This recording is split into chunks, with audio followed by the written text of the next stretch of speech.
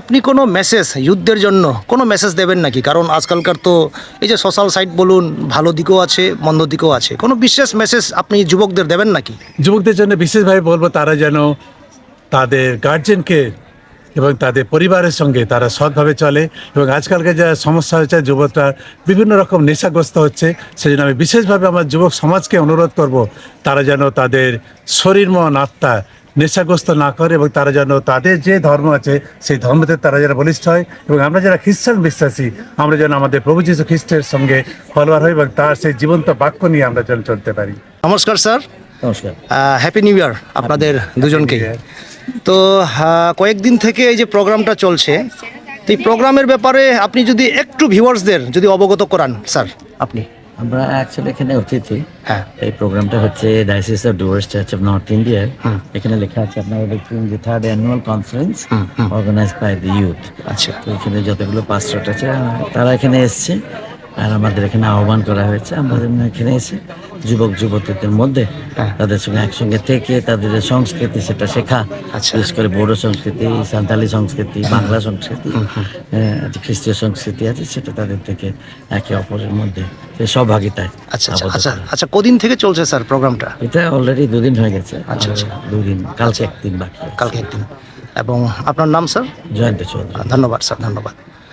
তো স্যার, নতুন বছর আজকে 12 তারিখ।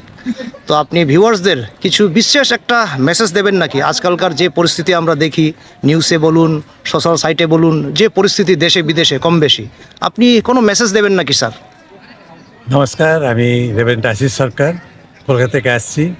আমরা এখানে অতিথি হিসাবে এসেছি ডুয়ার্সে, এবং এখানে ডুয়ার্সে আজকে যারা এখানে উপস্থিত হয়েছে প্রায় 300-র ওপর ইউথরা এসছে, বিভিন্ন গ্রাম থেকে এসছে এবং 25টা পাস্টর থেকে এসছে তারা।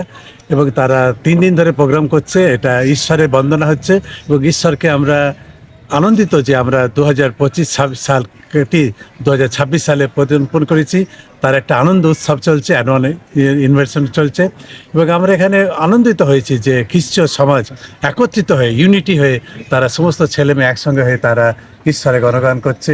এবং আজকে সমাজে তারা জীবন্ত উদাহরণস্বরূপ তারা বিভিন্ন প্রতিষ্ঠিত হবে, একদিন তারা দেশের ভবিষ্যৎ হবে, সেই বিশ্বাস আমি রাখি। আচ্ছা আচ্ছা, আপনি কোনো মেসেজ যুদ্ধের জন্য কোনো মেসেজ দেবেন নাকি? কারণ আজকালকার তো এই যে সোশ্যাল সাইট বলুন, ভালো দিকও আছে, মন্দ দিকও আছে। কোনো বিশেষ মেসেজ আপনি যুবকদের দেবেন নাকি?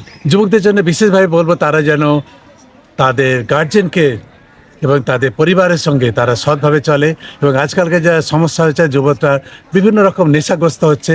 সেজন্য আমি বিশেষভাবে আমার যুবক সমাজকে অনুরোধ করব, তারা যেন তাদের শরীর মন আত্মা নেশাগ্রস্ত না করে এবং তারা যেন তাদের যে ধর্ম আছে সেই ধর্মতে তারা যেন বলিষ্ঠ হয়। এবং আমরা যারা খ্রিস্টান বিশ্বাসী, আমরা যেন আমাদের প্রভু যীশু খ্রিস্টের সঙ্গে ফলোয়ার হই এবং তার সেই জীবন্ত বাক্য নিয়ে আমরা যেন চলতে পারি। অবশ্যই স্যার, আপনাদের দুজনকেই এবং ভিউয়ার্সদেরকেও আরেকটি বার হ্যাপি নিউ ইয়ার। ধন্যবাদ।